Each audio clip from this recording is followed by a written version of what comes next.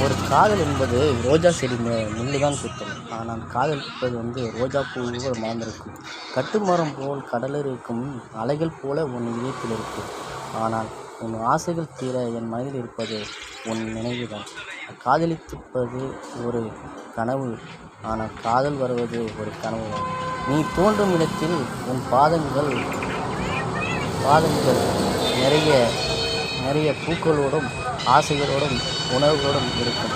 ஆனால் நான் இரவில் தூங்கும்போது என் கனவில் நீ தோன்றுகிறாயா என்று நான் நினைக்கிறேன்.